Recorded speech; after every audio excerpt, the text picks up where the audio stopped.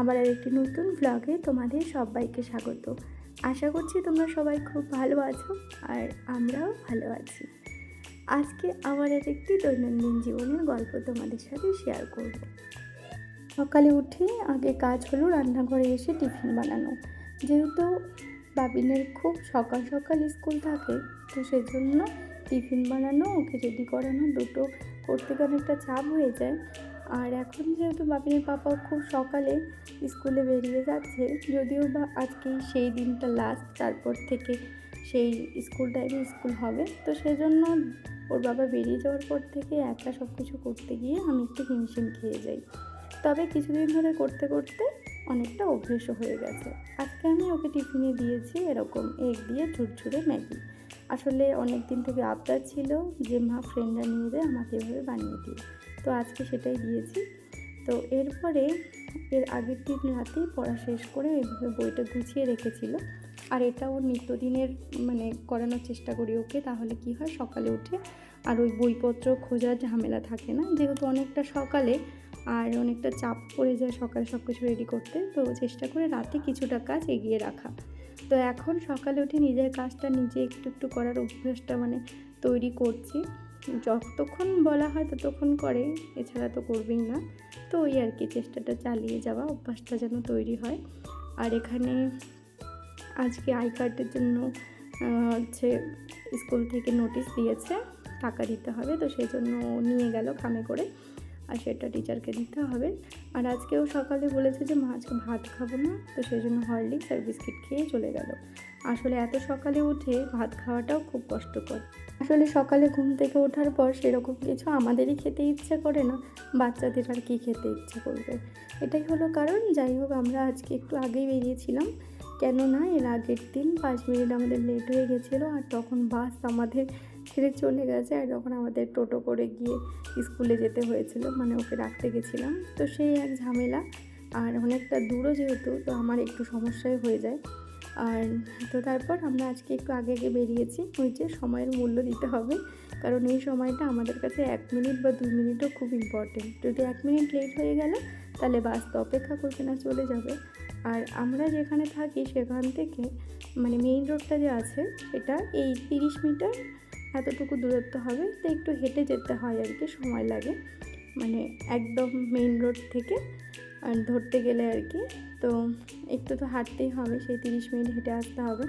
যাই হোক, এরপর বাস চলে আসলো, ওকে দিয়ে এসে আমি ঘরে চলে এসেছি। আর আজকে খাচ্ছি দুধ চা, সাথে করেছি আজকেও চিড়ের দিয়ে পোহা করেছি, কেননা আমার চিড়ের বা মুড়ি এই জাতীয় খাবারগুলো খেলে সবাই মিলে খেলে আমার ভালো লাগে, একা একা খেতে ইচ্ছে করে না, কিন্তু কী করা যাবে, অনেক সকালে যেহেতু উঠেছি। আর সকালে ওঠার পরে বাড়িতে এসে বাবিনকে দিয়ে আসার পর ঘর গোছানো আর অনেক কিছু কাজ থাকে, তো সেগুলো করার পর খিদে বেড়ে গেছে, তো সেই জন্য এই পোহাটা বানিয়েছি আর কি। ভালোই লাগে খেতে, এমন না যে ভালো লাগে না। আর তার সাথে সাথে করেছি দুধ চা। আসলে সকালে দুধ চাটা খেলে ক্ষতি করে জানি, কিন্তু মাঝে মাঝে না খেলেই বরং ভালো লাগে না, না খেলে মনে হয় কি ঘুমটা ঠিকঠাক ভাঙছে না, আর শরীরটাও কীরকম অলস অলস থাকে। তো সেই জন্য আর কি এই দুধ চা আর এই পোহাটা দিয়ে সকালের খাবারটা সেরে ফেলি। আর এখন যেহেতু অনেকটা দেরিতে আসা পাবি, আর দুপুরে রান্নাটাও সেই জন্য আমি আগে করি না, একটু দেরিতেই করার চেষ্টা করি। আর এখন আমি যেটা করব সেটা হচ্ছে খাওয়া দাওয়া সেরে একটু পড়বো, কেননা অনেকটা সময় যেহেতু এখন থাকে আমার কাছে, তো চেষ্টা করি সেই সময়টাকে যেন কাজে লাগানো যায় আর কি। তো প্রতিদিন না হলেও যখন হয় তখন তো করতেই হবে। আর এখন যেহেতু একটা তোমাদের সাথে আমি ব্লগও শেয়ার করছি, তো ভাবছি যে এই পড়াশোনাটা কনসিস্টেন্সিটা রাখবো আর কি। তো যতটুকু পারবো এই সংসার সামলিয়ে, সব কিছু সামলে, মাঝে মাঝে তো ক্লান্তিও আসে, এমন না যে শরীর সবসময় পারমিট করে, তো ক্লান্তিও আসে, তখন আর করতে পারি না। পড়ার জন্য যে আমি খুব একটা সময় বের করতে পারি এরকমটা নয়, এই 2 থেকে 2.5 ঘন্টা সময় থাকে পড়ার, তো চেষ্টা করি সেই সময়ের মধ্যে যতটুকু পড়া যায়। তো দুটো সাবজেক্টের বেশি তো এইটুকু সময়ের মধ্যে কমপ্লিট করা চাই না। আর আমার হচ্ছে কনসেপ্ট ক্লিয়ার না করলে আমি কনসেপ্ট ধরে ধরে পড়ি, আমি বুঝলাম না, উপরে উপরে পড়ে গেলাম, আমার এরকমটা ভালো লাগে না। যাই হোক, প্রথমে আমি পড়ে নিয়েছি জিওগ্রাফি। আর যেহেতু এর আগে আমি কম্পিটিটিভ এক্সামগুলো দিয়েছিলাম, তো সেই জন্য জিওগ্রাফি একবার আমার পুরো সিলেবাস কমপ্লিট হয়ে গেছে। কিন্তু কী হয়েছিল, এবার আমি চাচ্ছি যে যেহেতু প্রাইমারি এবং আপার প্রাইমারির সিলেবাসটা অনেকটাই কম, তো আমি চাচ্ছি একটু কম কম পড়তে। তো সেজন্য আমি এই 7 স্ট্যান্ডার্ডের বইটা বাড়ির থেকে নিয়ে এসেছিলাম, যে আমি এই বইগুলো ধরে ধরে এগোবো। কারণ আমি চাচ্ছি না এবার বেশি বেশি পড়তে। অবশ্যই বেশি পড়া ভালো, কিন্তু আমি যেহেতু একবার পড়ে নিয়েছি, আমি চাচ্ছি একটু সীমাবদ্ধ থাকুক আর কি। তো তোমরা চাইলে এই বইগুলো কালেক্ট করতে পারো, বেশ মানে কাজে দেয়, আর তাহলে বোঝা যায় যে আমাদের কতটুকু পড়া প্রয়োজন। তো যাই হোক, জিওগ্রাফি তো চ্যাপ্টারগুলো বেশ ভালোই লাগে পড়তে, কিন্তু কিছু কিছু চ্যাপ্টার থাকে যেগুলো হচ্ছে পড়তে খুবই অসুবিধা হয়। যেমন আমরা যেমন পড়েছিলাম ছোটোবেলায় আহ্নিক গতি, বার্ষিক গতি চ্যাপ্টার অথবা অধিবর্ষ বলো, তো এই চ্যাপ্টারগুলো যেরকম মনে থাকে, কিন্তু আর যে বাকি যে চ্যাপ্টারগুলো থাকে, এই যে ঋতুচক্র কী, তারপরে হচ্ছে ছায়াবৃত্ত, মানে একদম অন্যরকম লাগে আর কি, মহাকর্ষ, আরও অনেক মানে পৃথিবীর কক্ষ, এগুলো অনেক দিন ধরে না পড়তে পড়তে না পৃথিবীর অক্ষটাকেই সেটাও আমরা মানে ভুলে যাই, এরকম আর কি। আমার তো এরকম হয়। তো যাই হোক, সেটা আর কি পড়ে পড়ে সেটাকে রপ্ত করা। আর একটা জিনিস বুঝতে আমার খুব অসুবিধা হচ্ছিলো, ছায়াবৃত্তর ব্যাপারটা আর কি, শ্যাডো সার্কেল। তো সেটা যখন পরে আমি ChatGPTর কাছে আর কি গেলাম, সেটা নিয়ে সার্চ করলাম যে এটা আমি যদি কোনো 7 স্ট্যান্ডার্ডের বাচ্চাকে বোঝাতে চাই তাহলে কীভাবে বোঝাবো। ChatGPT ভীষণ সুন্দর করে সেটা বুঝিয়ে দিল।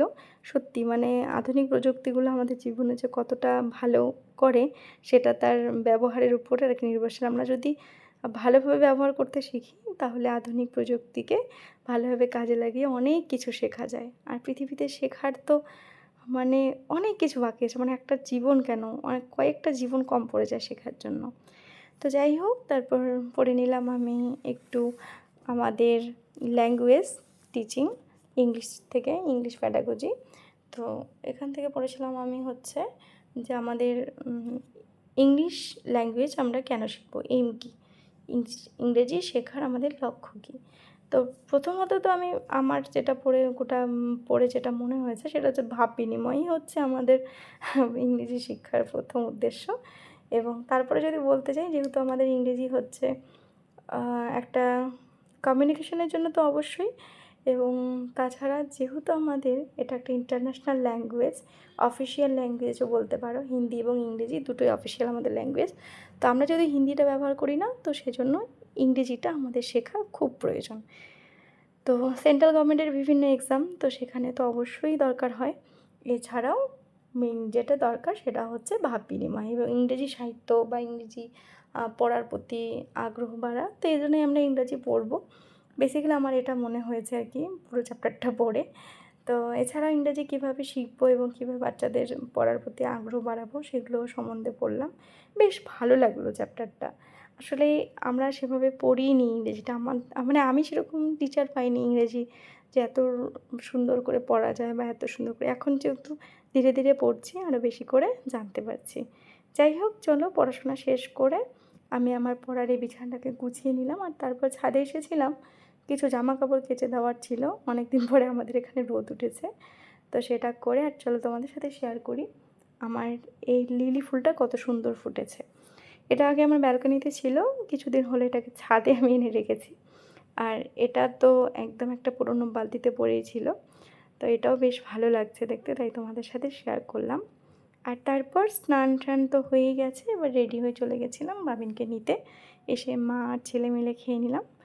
তো আজকের জন্য এতটুকুই তোমাদের সাথে শেয়ার করলাম। দেখা হচ্ছে আবার নেক্সট ভ্লগ নিয়ে। সবার ভ্লগটা কেমন লাগলো জানিও, ভালো লাগলে like, comment, share and subscribe করে দিও। দেখা হচ্ছে নেক্সট ভ্লগ নিয়ে। বাই।